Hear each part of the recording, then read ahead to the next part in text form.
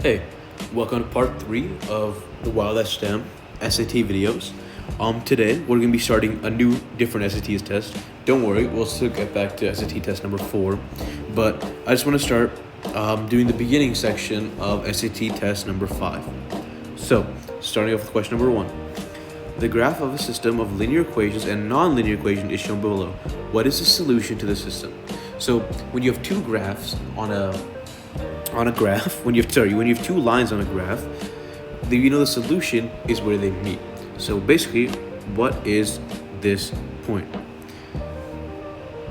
So this point is at 4 and 5. And you do the x value first. So 4, 5 is the answer. Easy as that. C. Question number 2. On the first day of the semester, a film club has 90 members. Each day after the first day of the semester, there are 10 new members that join the film club. If no members leave the film club, how many are there 4 days after the first day of the semester?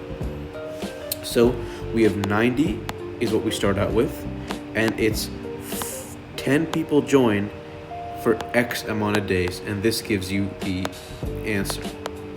So we know that X is 4 days. So we have 90 plus 10 times 4, which is 90 plus 40, which is 130. So there are 130 students at the end of the first semester. 4 days after the start of the first semester. Question number 3. The graph of a linear function f is shown, where y equals f of x. What is the y-intercept of the graph of x?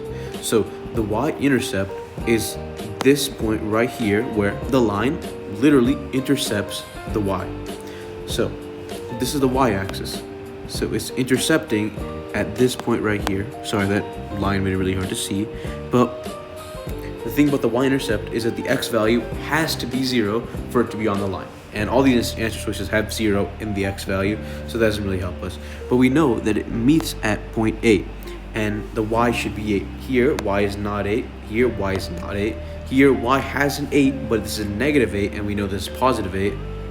So D is our answer. Question number 4. What is the solution to this given system of equations?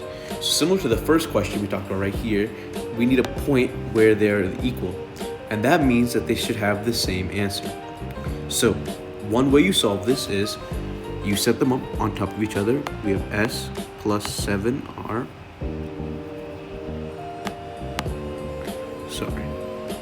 7r equals 27 and r equals 3. So you could rewrite this bottom equation as negative 7r equals negative 21. Because as long as you do whatever you did to this side of the equation, to this side, then you're fine. So here, we multiply by negative 7 on the r, so we multiply by negative 7 on the 3. And we get negative 21. So our new thing is s, actually I'll just rewrite it underneath. So we have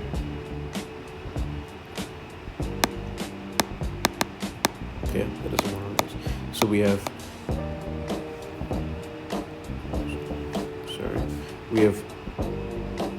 over negative 7r minus 21. So what we can do with this equals is that you can kind of just cancel it out. So you can get rid of these 7r and minus 7r cancel out, and you can just subtract here. So we have s equals 6.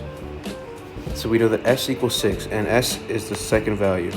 So 6 is only the second value for B. And we can also check our answer by putting in the first number. So we know that r equals 3 and 3 equals 3. That is true. And 6 plus 21 equals 27, which is 7 times 3. So question number 5, the last question for this video is, the table shows the selected values from function f. Which is the best description of function f? So we have two words here, linear and exponential. Linear means that it's a straight line, and exponential means that it's a curved line. So so for linear, for every step it needs to increase by the same amount. So here it's stepping up by 1, stepping up by 1, stepping up by 1. Here it's stepping up by 1, stepping up by 1, and stepping up by 1. So for every increase in 1, it's increasing. For every increase in 1 in the x, it's increasing 1 in the y. So because it's smooth, that is a linear. So we get rid of c and d, and the number is increasing, not decreasing. So we know that it is increasing linear. So yeah, that's the last question for today. And yeah, thank you for tuning in for another Wild STEM SAT video. And yeah, stay tuned for episode number 4.